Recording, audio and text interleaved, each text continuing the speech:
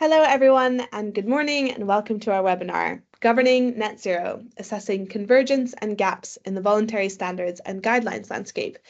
This is our webinar detailing the report that we recently launched from our research group, Oxford Net Zero, on our massive assessment of criteria across the net zero governance landscape. So just a reminder that this webinar is being recorded today, and that if you would like to participate through questions, you can use the Q&A function in the Teams function. So if you go to the next slide, please. Thank you so much. You can use the Q&A function to ask your questions, and you can follow our LinkedIn at Oxford Net Zero for the latest events and reports from our research group. So next slide, please. If you haven't already heard the good news about Oxford Net Zero, we are an interdisciplinary research group based here at the University of Oxford. We are several dozen researchers sitting across 10 departments of the university. So we have lawyers, biologists, physicists, anthropologists, and geographers, among many others, all working together to produce high-quality, peer-reviewed research. And we work to leverage that expertise and advice to provide best practice to policymakers, global industry leaders, and international organizations that are in the race to reach global net zero. So you may know us from some of our work, including the Net Zero Tracker, which is a collaborative initiative between several other institutions, of which Oxford Net Zero is one, that works to track the net zero targets of over 4,000 entities. We also are involved in the authors of the Oxford Offsetting Principles, which define best practice principles for carbon offsetting. And you'll hear from one of the lead authors of the Oxford Offsetting Principles later today. And you also, I hope, are aware of the State of Carbon Dioxide Removal, which is now in its second edition and does, as you may have guessed, presents an overview of the state of carbon dioxide removal. So you can check all of that work out at our website at netzeroclimate.org. So next slide, please. So why does net zero governance matter? Why are we all here today? And why is this the question that keeps us all up at night? So net zero commitments are more popular than ever. This is from our project, the Net Zero Tracker. This, as we can see, net zero targets are covering 92% of GDP, 88% of emissions. This is what is covered by a current net zero target. However, many of these commitments lack robustness and accountability. And it's, as you can see when you dive into the data on Net Zero Tracker's website, that many of them are missing key criteria to have those kind of accountability and robustness metrics. So a governance landscape is important, and this we define as a broad set of both voluntary initiatives and standards, and moving all the way to policy and regulation. And this has emerged in the last few years to hold net zero committers accountable. But it's really important that that governance landscape aligns with best practice for net zero. With that, we have a fantastic set of panelists with us today, all of whom are experts in the field of net zero governance. So we have Dr. Ritvika Sengupta. She is the Net Zero Policy Manager at the British Standards Institution, and she'll be speaking to us in just a minute about the interaction of standards with policy and regulation, and specifically the theory of change around the conveyor belt moving from voluntary governance towards more robust regulation and policy. We also have Professor Tom Hale, who is a professor of global public policy at the Blavatnik School of Government here in Oxford, and he'll be speaking to us about how this fits into the wider landscape of regulation. And then we have our small but ever so mighty engagement team. That's myself, Matilda Becker, and Kaya Axelson. We sit at the intersection and the bridge between academia and practice in order to make all of the insights from our interdisciplinary research group operationalizable and useful for the stakeholders that we work with, specifically standard setters, civil society actors, businesses, and policymakers. So with that, I'll hand over to Dr. Ritvika Sengupta to talk through her work at the BSI. Hi everyone, really nice to be here with you all today. So as Alexis mentioned, I'm Ritvika. I am the Net Zero Policy Manager at BSI, which is the British Standards Institution. BSI is UK's national standards body, so we are appointed by government to represent UK interests at the international level in forums that are about standard development. So one such example of a forum would be ISO, International Organization for Standardization. And these are forums which convene countries from around the world to build consensus on what good looks like for standards in any sector. And particularly in BSI over the last few years, we've been doing a lot of thinking on how we can scale good net zero governance around the world in a way that works obviously consistently and is interoperable, but also works in those local, national, and regional contexts of each country. And we've based a lot of our thinking on the conveyor model of net zero governance. So next slide, please. Yes, on the conveyor model of net zero governance, which is quite a simple model really developed by Professor Tom Hale, who's also on the call today. And essentially what this model says is that on the right, you have non-state actors, voluntary initiatives, and orchestration campaigns. So essentially kind of the non-governmental organizations, private sector businesses who are often driving what good governance looks like in novel sectors or new emerging technologies. So they are the ones that are agile, they're adaptable, and they're trying out new types of governance and working out what works for them. So there's a constant refinement in that pool of stakeholders that's really pushing the frontier of governance. And then to be able to scale that governance, particularly as that technology or that sector becomes more and more used or proliferates, one way of scaling into national policy and regulation is through this international standard system. So moving all of this best practice that's developing in the private sector and the market into the international standard system, and through that, international policy and regulation. And again, the reason for this is the international standard system works by convening countries from around the world to input into the standards development process, which is again based on consensus. So for example, ISO has 171 member countries, all of whom can input into processes of standard development on any type of standard, net zero being an example. And actually, one of the things that we've been trying to do in the international standards system is actually operationalize this conveyor model, because we have seen previously a lot of fragmentation, a lot of different initiatives forming in the market. So one of the things that we did in 2022 was the development of the ISO net zero guidelines, which was championed through the ISO system. And it's demonstrated here by that orange arrow, and that was just a first attempt at bringing together all of the information on net zero guidance that was happening in the market into one place, covering all aspects of the net zero journey. So not just, for example, target setting or offsetting, the whole net zero journey from planning through to implementing and the impacts of net zero governance. And a couple of years on from then, we're now in the process of a proposed ISO net zero standard being developed. That's kicking off next week in the ISO system, which is very exciting. And the idea is that this will convert some of the best practice and the guidelines into a fully verifiable standard, which is really important as the economy looks to actually demonstrate that they're not just planning for net zero, they're actually delivering net zero.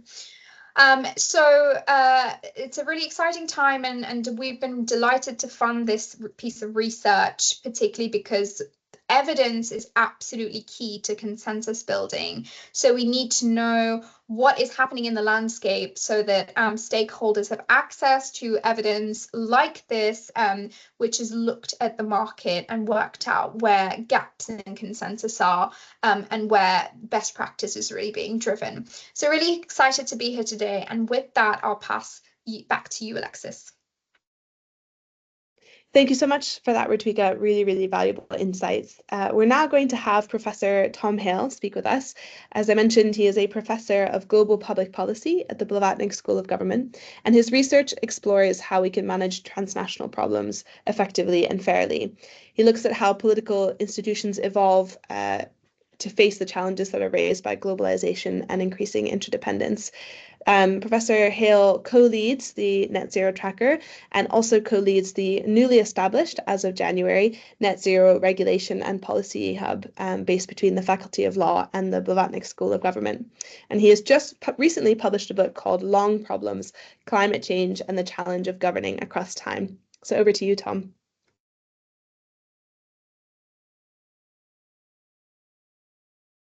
Agenda setting function. So against all the other things people have to do, when there's a clear international standard that helps it get up the priority list, which is of course an important part of getting things done in regulation. And fourth, it can have this important harmonization function where if we have a clear standard, that means that companies and other actors have incentives for it to be applied across multiple jurisdictions, creating kind of powerful political economy pointing toward this thing. But imagine how much harder all of those four mechanisms, learning, normative benchmarking, harmonization, and agenda setting, are when you have fragmentation, right? This doesn't work as well if you have a very divided landscape, because you're going to have it's going to be hard for those mechanisms to bite. And so I think the research we're going to hear about today is really important for assessing this fundamental kind of question. Is this conveyor belt going to flow or not? Depends to a large extent into how much convergence we have and how much harmonization we can get across the standard setting landscape. So that's why I'm really excited to talk about the results, which show, I think, some good areas and also some areas for improvement. So with that, back to you, Alexis. I'd love to see what the results show. Thank you so much, Tom. It's really great to get that that context of why governance is so important and specifically convergence. Thank you so much. So with that, I'll hand over to Matilda Becker, who is the lead author on this report, to walk us through the methods and some of our results. Thanks so much, Alexis, and it's really great to have you here in our audience today. So before we dive into the detail of everything, I just wanted to provide a quick sort of methodological background as to why we've conducted this analysis and how we've done it. So as Rituika and Tom have already mentioned, we were assessing what the current state of guidance in the voluntary landscape is and testing how different stages of net zero strategies are being covered or not within that guidance. We wanted to identify areas of common practice and divergence and to highlight opportunities to bring guidance closer together into alignment. Through doing this, we want to establish baselines of best practice in the sector. This research builds on earlier work that was conducted by our team in 2022, and we've seen a huge number of updates in the landscape since then. First, there's been an increase in the number of guidance documents published, which I'll cover in a moment. There's also been a renewed focus on transition plans. There's ever-evolving conversations about how offsets and removals should be used. And lastly, as Alexis mentioned at the beginning, the number of non-state actors making net zero pledges has also increased. So what standards are they being held to? So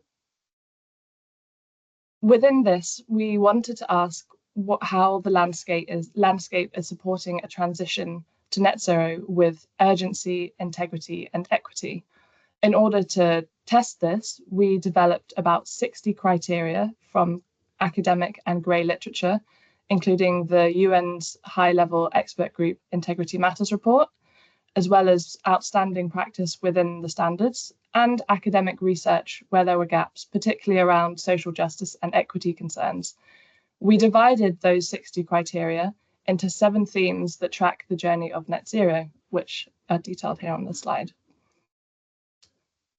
In order to identify which resources to include in our analysis, we conducted a systematic review. We reached out to our colleagues within the standards and guidance system and asked for their suggestions and coupled this with an extensive data search online. We ended up with 105 unique resources that provided some guidance or information on reaching net zero, but we really had to narrow down to enable meaningful comparison between those. So we applied these 8 exclusion criteria, and just to mention a couple of them, we had to have a cutoff for document inclusion. So please note, if you're using our resource, there may be updates to some of the documents that we reference, so do double check which one we're talking about. We also wanted this to be sector agnostic. that was enabled the sort of management of the scale of this project, but also allowed us to focus on the sort of parent type documents from which sector advice is being drawn. Lastly, we haven't addressed anything around regulatory materials, as this comprises a whole nother mapping exercise which is being pursued by the Net Zero Policy and Regulation Hub. We have included the ESRS as it is regulatory adjacent, but it's not a regulatory instrument in itself. So these are the 13 new and updated resources that we've added, bringing our total to 37. The keen-eyed amongst you will notice that 11 resources were removed from the previous mapping in order to fit with the inclusion criteria that I listed on the previous page. You'll also notice in the report that we've split things into guidance, disclosure, and assessment frameworks, but I must emphasize that this distinction is not strict, and it's basically there in order to give an indication between those documents that are asking for disclosure, those that are providing how-to guidance on getting to net zero. So I will now move on to, oh, sorry, I've clicked too far forward. I'll now move on to the substance of what we found through our research. And as Tom mentioned, very high level, we're seeing increasing convergence around key areas and strong alignment on high level points. But there are some serious omissions and gaps on crucial elements of emissions measurement, transition planning, and evaluating the impact of transitions. So I'll start off by talking about what the guidance is saying for organizations orienting their strategies towards net zero. And one of the first findings that we had, which was really exciting, was that the call for executive remuneration to be tied to climate strategies is much more widespread, with that now being covered by 85% of guidance documents that we assessed. And we find that this demonstrates the growing importance of leadership and also whole organization approaches to decarbonisation as a core component of transition strategies. There's also an increased call for capacity building within organizations to aid implementing net zero transition plans across organizations. However, when we assess the guidance, a lot of this focuses on the top-down role that executives play, not necessarily cross-organizational upskilling, which is really vital. Lastly, on this, we also saw that de-risking business operations is seen as a priority, with this recommended by 70% of resources. And within this, there was detailed guidance around how to conduct scenario on the need to conduct scenario analysis across different climate-related futures with different certainty levels, and associated with this, disclosure of how risk had been mitigated within these business strategies. However, if we turn to some of the gaps within this space, there is a gap in making sure that strategies match up with the realities of a net zero world. There's a massive opportunity missed for transformative changes and material reductions in emissions. Less than half of the resources we looked at called for business models to be compatible with a net zero world. Few resources recommended setting or disclosing internal policies that would help organizations meet decarbonisation targets. And two major ones of these that we looked out for were the need for renewable energy procurement targets, which was just under 50%, and fossil fuel phase-out targets, which was around a third of resources asking for this. However, there were a couple of points of agreement within this for net zero aligned business operations and models. And one of the ones that we were particularly surprised by was the need to shift products and services towards climate solutions and low carbon options.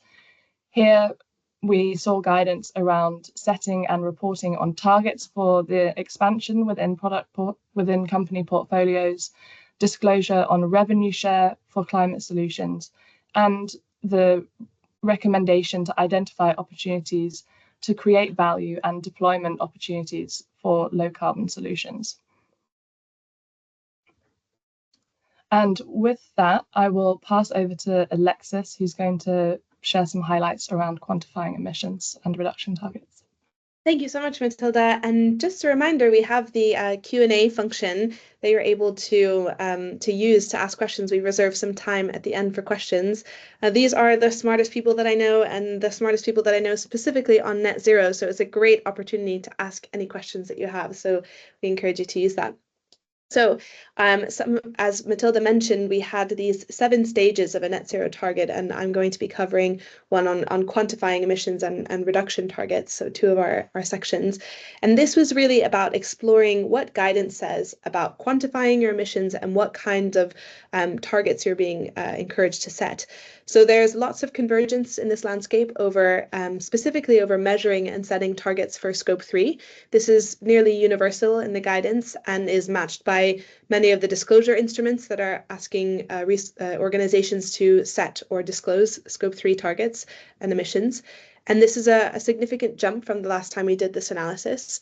However, the devil is in the detail here, and there are key gaps over crucially what of scope 3 specifically should be measured and targeted. So, for example, there was some fragmentation in the landscape here, some resources that put a numerical threshold on this, for example, saying that organizations should quantify 95% of their scope 3 emissions, and some others just say the most relevant or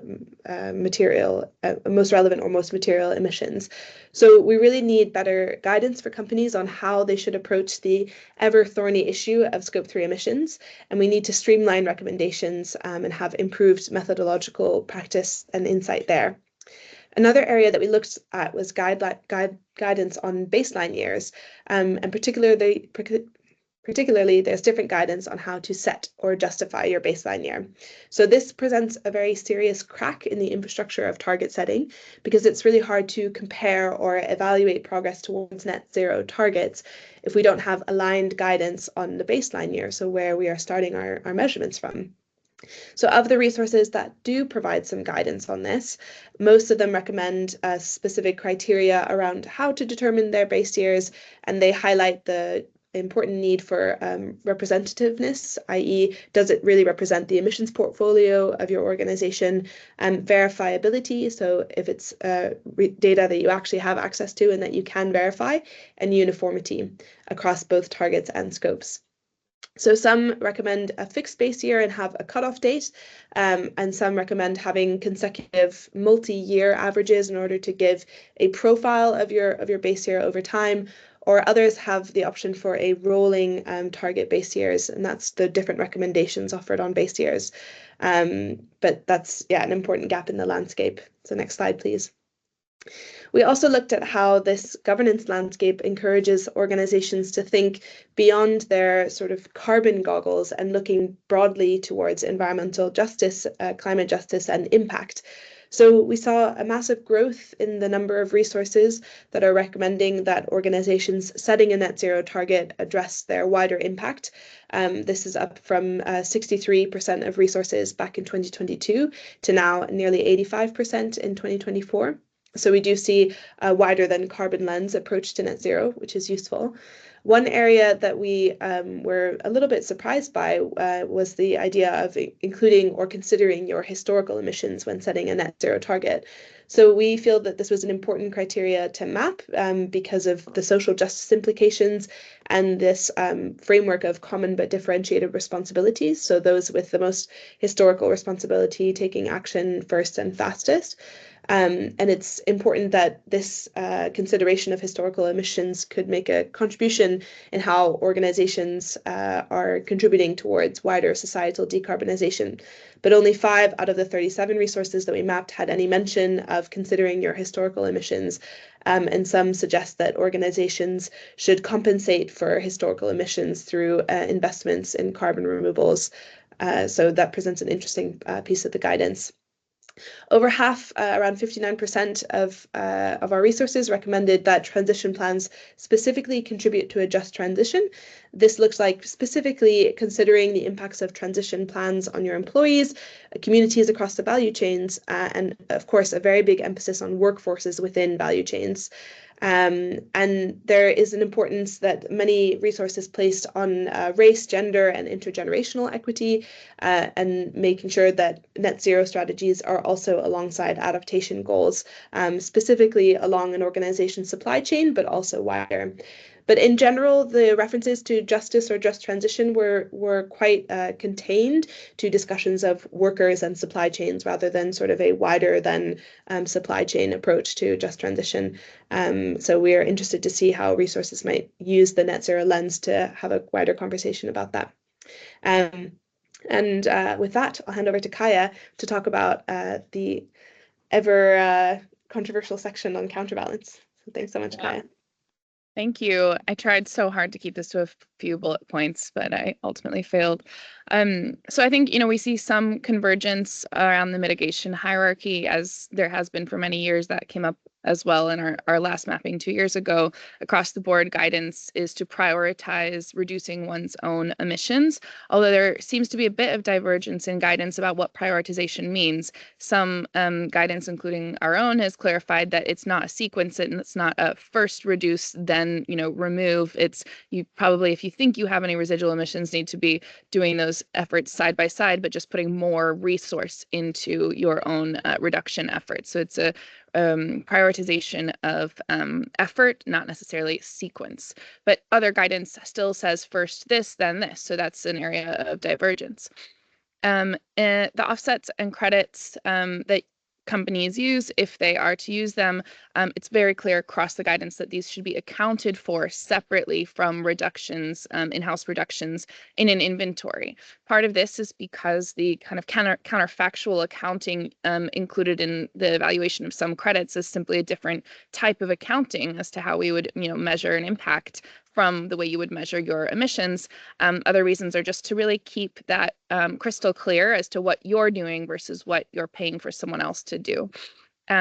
That's different, of course, from necessarily target setting, which 60% of recommendations suggest that you should only be using offsets or counterbalancing mechanisms, whatever you want to call it, because offsets can be kind of a political term. There's variation in the guidance as to what it's called, but basically, if you're neutralizing or counterbalancing, 60% of guidance suggests that that should only be for residual emissions defined as hardest to abate emissions, or emissions that you think kind of by the net zero target date, there's not, it's a difficult sector and we're not going to be there in time. And that should be updated in line, those assumptions should be updated in line with sectoral pathways. Some point to the IEA. And 35% specify the residual threshold, for example, 90 to 95% being kind of a principle, although again, that the guidance is, this is an area for improved research because sector-specific modeling differs by geography. There's also a kind of a convergence, which is a shift from the mapping we did 2 years ago, which shows some growth in this area, that 60% of guidance suggests that if you are to be counterbalancing those residual emissions, that needs to be through removals with low risk of reversal. This has been something that we've been kind of steadily watching as a new norm growing across the net zero guidance and governance landscape. And then there are a couple of resources which do not favor offsetting or counterbalancing as a frame at all, and favor instead a contribution claim for those using credits or efforts outside of their own value chain.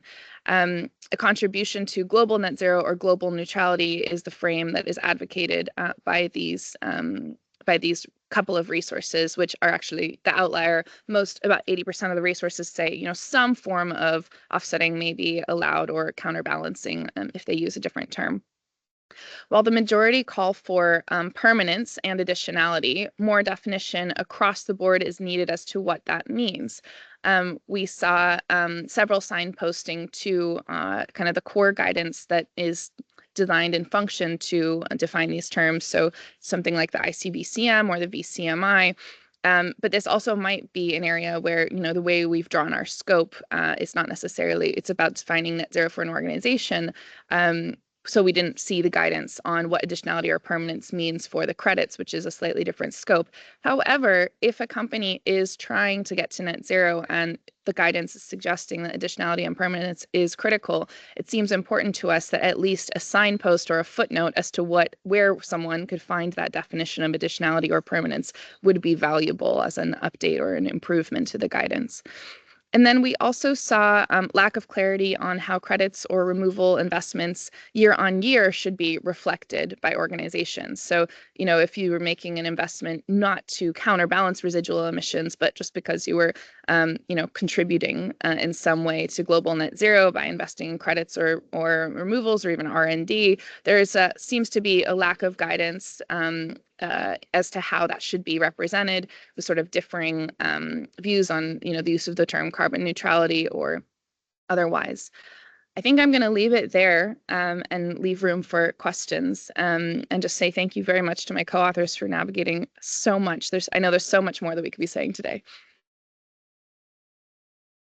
Thanks so much, Kaya. And I think I realized that we have probably information overloaded you all. So appreciate that you need a few moments to digest what we've said. But I think just to share a couple of high-level conclusions from our work. And I think for this, what we're seeing is there are particular areas that we feel are needed for improvement, and that is around how and what to measure with regards to targets for Scope 3. There's a really urgent need to have further clarity around baseline years, and this also needs to be matched with the kind of research that comes forward about how those baseline years are chosen and should be set. As Kaya just outlined, there's the challenging role that carbon credits and offsets play in counterbalancing residual emissions. There's definite room for tightening there. And I think lastly, what this points to is how standards deal with beyond value chain actions, which is something that's really been quite a hot topic for us as a group recently, and the role that standards and guidance play in incentivizing and rewarding and assessing such action that happens beyond companies' value chains. And in particular, what the role of these beyond value chain interventions might be for social and environmental justice, a wider societal transition, and how we can encourage more collective impact from organizations and companies. So I think with that, I'm going to pass over to the audience and encourage some Q&As. And in the interim, before we have any questions, because we don't have any yet in the chat, I will take the opportunity with the smartest people I know on net zero to ask some questions myself. So Ritvika, I'll come to you first. I want to know, with the creation of the new ISO net zero standard, can you talk us through the challenges of creating a standard that could apply across different businesses and different geographical contexts? That must be something you guys have been considering as you're prepping for this new standard. So thanks so much. Yeah, sure. So yeah, and actually that consideration for these different kind of contexts that each country has is actually kind of baked into the ISO system already. So when a standard is developed in the ISO system, it goes through quite a lot of working drafts, if you will, and if you are part of the sort of national committee that each country has that's inputting into the standard, then you get to see that develop over time, over the kind of years that it's developed. So so essentially it means that all 170 countries could input into the standards that are of interest to them, and it can be difficult to reach consensus, but that's what the system is set up to do, to kind of talk through these difficult areas and to see particularly what works in one context and what doesn't. And of course, standards can actually work like that, in that, for example, sectoral pathways for net zero can be set out in a standard that's overarching about net zero. So I think the system of ISO and the international standard system particularly is built on this idea of neutral convenership, where you are bringing together diverse stakeholders to work out what these needs are. So it's definitely something that's kind of baked into our processes. Thank you so much. Such a useful insight on how the ISO process works. Tom, I want to come to you for another question. I want to ask, what will the net zero governance landscape look like in 2034? What's the sort of current status of net zero regulation, and how will that change in the next 10 years? Well, a great question. And if I had a crystal ball, I would have a lot more confidence in what we're trying to build toward. But I think there's really sort of two broad scenarios that I'd put to us. So at the moment we have a sort of explosion of regulation around net zero in all these different domains: disclosure, transition planning, procurement, many sectoral areas. And this is a good thing, right? This is about trying to implement the targets people have set. But if we imagine a world under scenario one where that continues and becomes standardized and has a real sort of continuity and coherence to it, you can imagine this kind of fundamental incentives that shape the economy actually pushing us toward a good vision of net zero over time. And by 2034, we might have a world where we have a level playing field and maybe some kind of convergence in the core economies, the biggest economies rather, around what good net zero looks like. And if that's the case, you'll see a lot of sort of, I think, increasing incentives for others to get on board, and maybe some use of, and it'll be much harder for jurisdictions to be outside that system.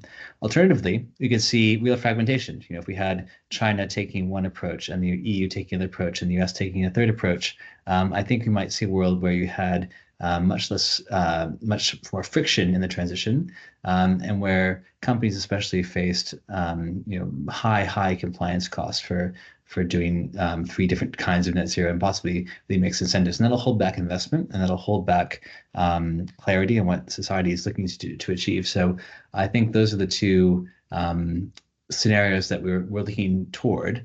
And that's why this work, I think, is so important. If we can try to build more convergence around the sort of at least a coherent family, or put some guardrails around what good looks like, we'll be able to, I think, really get the incentives right, and hopefully it looks like a lot more outcomes and implementation in 2034. Thanks so much, Tom. That was a really useful snapshot of the existing regulation, and yeah, appreciate all the work that you guys are doing on that. Michael, I can see that you have your hand up. We're actually using the Q&A function for this. So if you want to type your question into the Q&A function in Teams, that would be great. In the meantime, I have a question from Leslie here, so I'll just read it out. And I think Matilda is going to take a first pass at this one.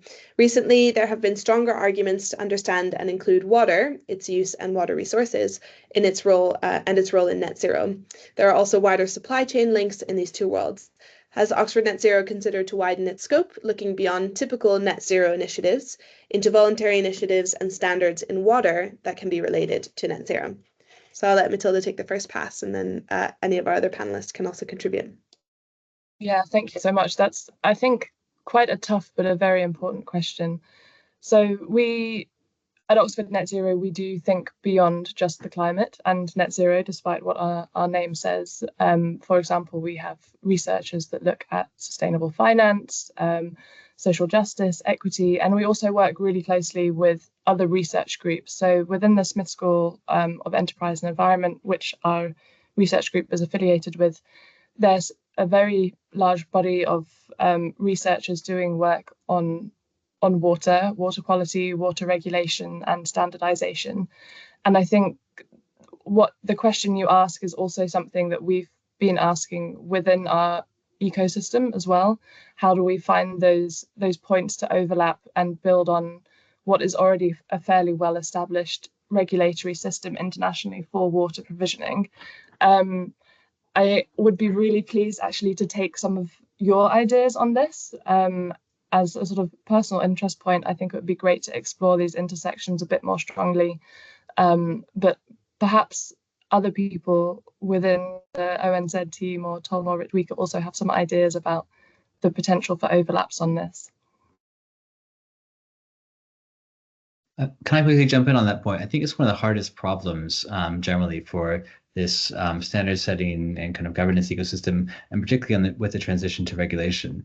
Do you have different standards for climate and water and nature and food and biodiversity and everything, or do you try to integrate those in different ways? And for climate alone, already one of the big challenges for regulators is combining bureaucracies in different silos around a common set of standards. Like, it's already one of the key things. And to add the full holistic vision of the sustainability transition we're trying to achieve, which is, of course, necessary, multiplies those complexities on the limitation side hugely. So I don't think there's sort of a easy, like, definitely combine them or definitely not combine them thing, but it's rather a reflection of the overall complexity. And here, I think, like, again, standards are really useful for that reason. In a complex landscape, you need to have things that rise above, that do agenda setting, that kind of create harmonization, that allow for expectations to converge. And so I don't think there's like an easy way out of that complexity, but having clear, not fragmented standards makes it a lot easier. Well, is a positive intervention you can make in a complex system.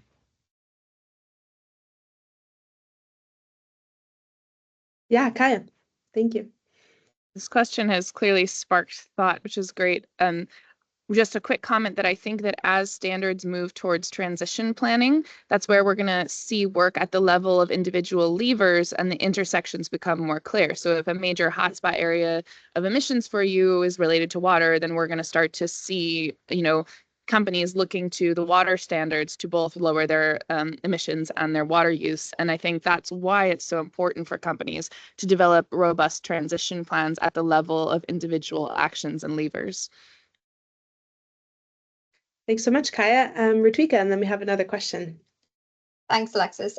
Yeah, the other thing I was thinking of, as Tom and Kaya were talking about, this issue of sort of intersections with net zero, is that we can also look to other sectors which have intersections.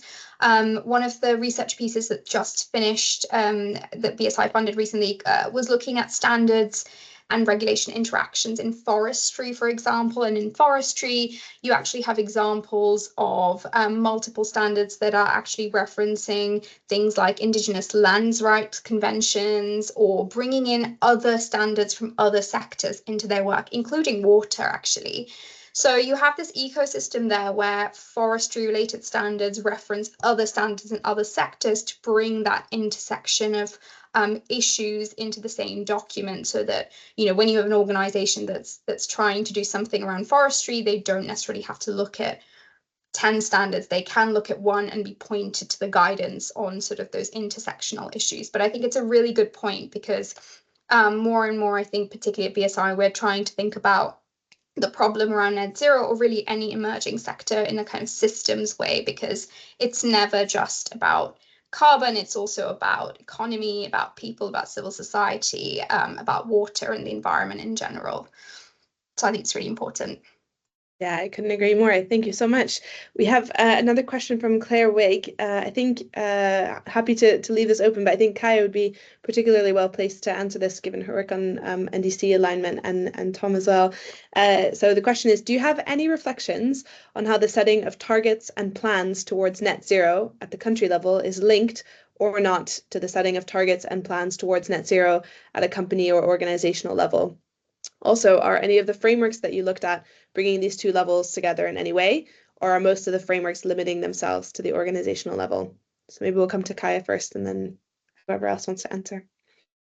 Yeah, this is something that I don't think we observed very much in the guidance that we looked at. I don't think it came up hardly at all in the current round of guidance that we mapped, but it's something that people in the same organizations that developed the net zero guidance are thinking about now. And so I have actually at my fingertips about 6 different resources that were presented to me at our recent workshop for different angles on this. There's a growing community of businesses that is kind of starting to be organized by organizations like We Mean Business and other business networks to think about how they can be a productive and helpful voice in driving the ambition of NDCs, partially by presenting their data on their own net zero transitions.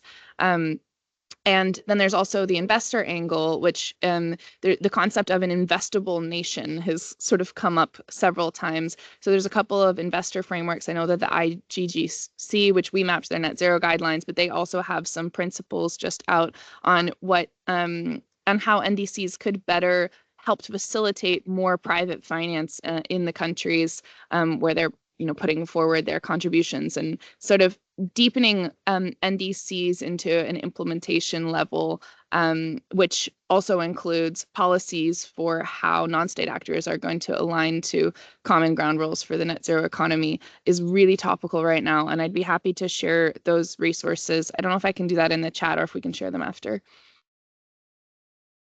Thanks so much, Kaya, really useful.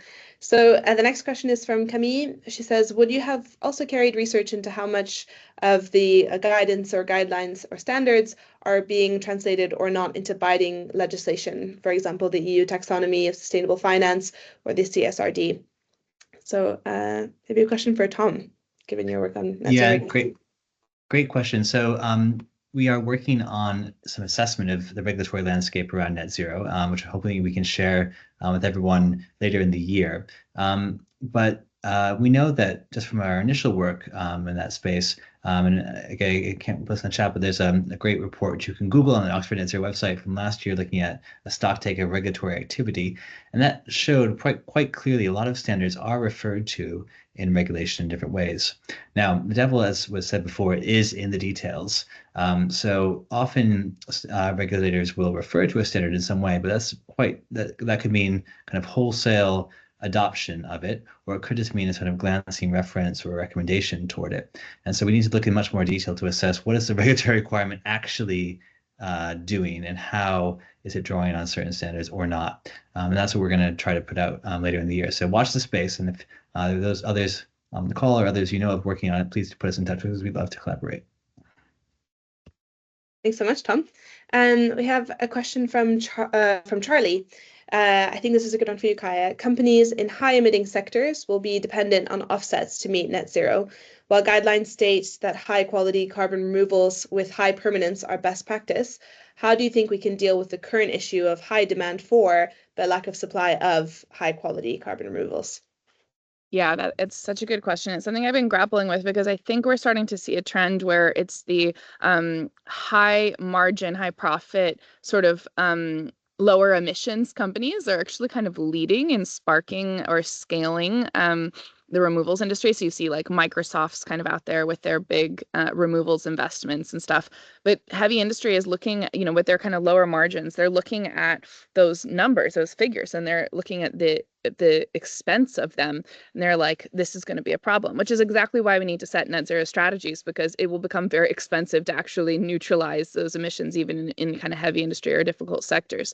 And so I think there's a couple of things that we need to do. I think we need demand aggregation coalitions, like we're starting to see, Milky Wire and like a bunch of the others on removals, to continue scaling the removal technology of different kinds to sort of test and see which is going to go down the experience curve. I think like carbon capture, direct air capture has had a very slow experience curve over the last 10 years, which is a little bit unfortunate. But, we don't want to underestimate that it could take off with the right kind of investment. It's very early on. And, like the IEA consistently underestimated how solar would drop down the cost and experience curve. So, maybe we can stay optimistic on that if we put in enough investment.